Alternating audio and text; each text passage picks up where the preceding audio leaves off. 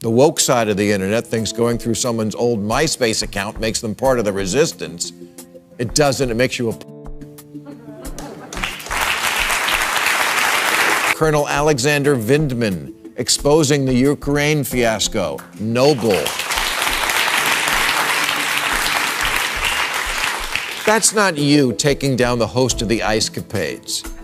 You're a loser with Wi-Fi and all the time in the world to listen to long-forgotten podcasts. You're not a journalist. You're just a creepy little rat. Go to Texas and catch a runaway embryo. These days, heroism means digging through someone's old MySpace posts. Because nothing says justice like stalking a stranger's teenage comments from 2007 to Bill Maher's had enough of it. This obsession with purity where people hunt digital skeletons for sport. He calls it what it is. Not activism, but voyeurism with Y-5 INA's latest rant. Maher tore into the hypocrisy of the online moral police. The same people acting like saints while hiding their own dirty pasts. Remember when tattling was bad?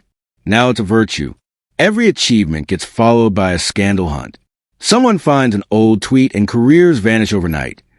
Like the Jeopardy host who got canceled for a decade-old podcast. Maher called his cancelers Squeal Team 6. Perfect name. Being a snitch, now it's not a bad thing. Oh, it used to be. Used to be one of the first things we taught children. Nobody likes a tattletale. But now, virtually any public accomplishment comes with the obligatory follow-up snitch story a few days later. Like what happened with that sad schmuck who was supposed to host Jeopardy. But fortunately, the honor of game shows was preserved when Squeal Team 6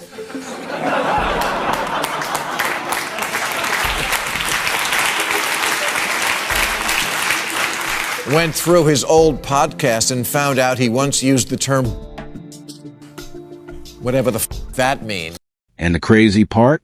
No one remembers when this became normal. When did we start treating old tweets like crime scenes and ourselves like moral archaeologists? That's not justice. That's obsession. It's outrage theater, dressed up as virtue. Bill Maher nails it. Cancel culture stopped being about accountability a long time ago.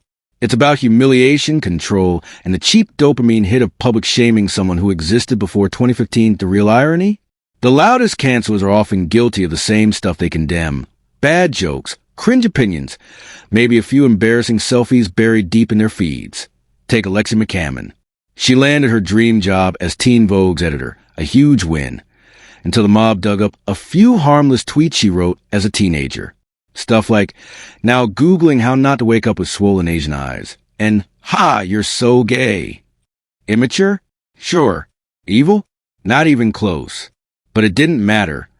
Her career was over before it began. I'm sorry, Mike, but we, the perfect people who have never made a mistake, we just can't let society be sullied by horrible people like you. Bye-bye. Fans of cable news will recognize the rising journalist Alexi McCammon, who was appointed editor of Teen Vogue, but then had to resign before her first day when some of her high school tweets suddenly became too much to bear. Tweets like, now Googling how to not wake up with swollen Asian eyes. And, you're so gay. But of course, the mob pounced.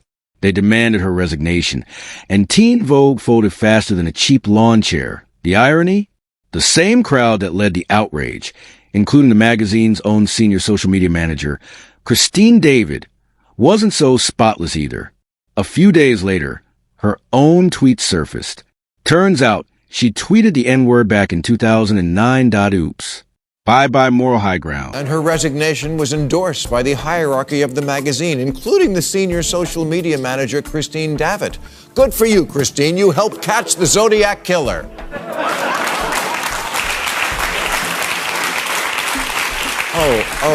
Oh no, you just ruined someone's career for no reason. Same diff. Funny end to the story, after Alexi McCammon resigned for her innocuous tweets, someone went through Christine David's old high school tweets and oops. That's the hypocrisy Maher called out. The online purity police love pointing fingers, but never notice the ones pointing back. It's poetic, really. The cancel crowd getting canceled by its own rules. Maher says his purity purge is bound to burn out because it's eating itself. He even mentioned Rachel Nichols. The ESPN reporter fired over a private phone call about her employer's diversity policies. It wasn't public, yet someone leaked it, and her career was gone overnight. You know, this is why I'm a little hopeful that this purity purge may end, because it's starting to eat its own. ESPN reporter Rachel Nichols was a feminist success story, but when she complained in a private telephone call about ESPN's crappy long-time record on diversity and expressed her view that she felt like she was being sacrificed by the network so they could make up for that crappy long-time record on diversity, the call was leaked and she was toast.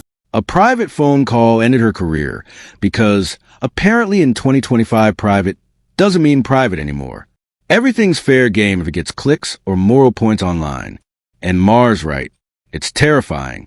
When people start recording private conversations just to destroy someone's life, we've officially crossed from accountability into surveillance.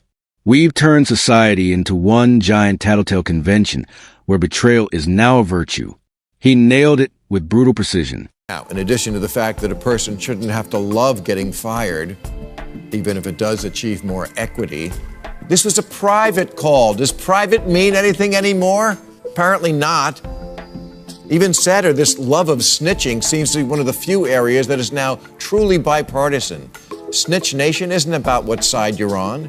It's about this mindset where everyone is an amateur secret policeman and tattling is a... It doesn't. And Maher's right. There's nothing brave about being a rat. It takes no courage to ruin someone's life from behind a screen. You don't need guts, just Wi-Fi and spite. These so-called digital heroes aren't fighting for justice. They're feeding their egos. Maher called them what they are: pathetic cowards hiding behind fake virtue. Instead of building anything, they destroy. It's a digital blood sport. And now it's not just the left. Maher noted the right's doing it too, urging students to record professors for having liberal views, turning campuses into surveillance zones in the name of freedom. The woke side of the internet thinks going through someone's old MySpace account makes them part of the resistance. It doesn't. It makes you a... He's right. Cancel culture isn't political. Both sides weaponize outrage to silence others. Free speech isn't meant to be safe. It's supposed to challenge and offend so people can grow. Now everyone's afraid to speak. One wrong word or joke can end your career. Comedy used to unite people, but now comics play it safe, and safe comedy isn't funny. When laughter dies, culture dies too. Maher compared today's cancelers to real whistleblowers like Snowden. Snowden risked his life for truth. These people just scroll for old tweets. That's not courage. That's pathetic. A.S. Maher said, "You're not a journalist. You're just a creepy little rat." No one's perfect. Growth means learning from mistakes, not erasing them. Republicans lately, besides sponsoring that new reality show, Texas Zygote Hunters, have been encouraging college students to whip out their phones to record and report professors who espouse leftist ideas. As always, these snowflakes fall just as hard on the right as they do on the left. Colleges pride themselves on being safe spaces, not for professors. At least not any who might want to stretch young minds to think differently and try on new ideas. Yeah, try that at your peril. Same with comedy clubs, where ever since the iPhone, comics have been complaining about snitches in the audience who'll rat them out for crossing the line, which is practically the job description of a comedian. Comics are joking constantly. Even some people who aren't comics do that. And if you're lucky enough in life to be around people like that, I'm sure you know, they can't all be gems.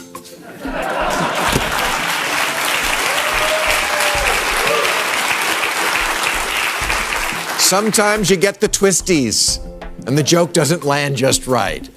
Exposing that doesn't make you noble. Or think of Edward Snowden enduring exile in Russia so he could expose unlawful government snooping. Noble. Colonel Alexander Vindman exposing the Ukraine fiasco. Noble. That's not you taking down the host of the Ice Capades. You're a loser with Wi-Fi and all the time in the world to listen to long-forgotten podcasts. You're not a journalist. You're just a creepy little rat. Go to Texas and catch a runaway embryo. The cancel mob doesn't believe in growth, only punishment. They don't want apologies. They want destruction. And when destruction becomes a goal, the mob eventually turns on itself. That's what's happening now. Perfection is a new standard and nobody survives. Maher isn't defending bad behavior. He's defending reason, free thought, and the right to grow without being crucified. He's warning that if we punish people just for being human, we'll lose honesty, authenticity, and ultimately free speech itself. Cancel culture claims to fight evil, but it's really just hunting imperfect people and calling it justice. Maher calls what it is, shameful, petty, and un-American, because forgiveness and free expression are what truly makes society. If this madness keeps going, no one will survive it. Eventually, everyone's old words will come back to haunt them. So maybe it's time to stop rewarding the snitches and start valuing the thinkers. Context, intent, and time still matter to Maher's message is clear. Cancel culture isn't noble. It's lazy outrage disguised as progress.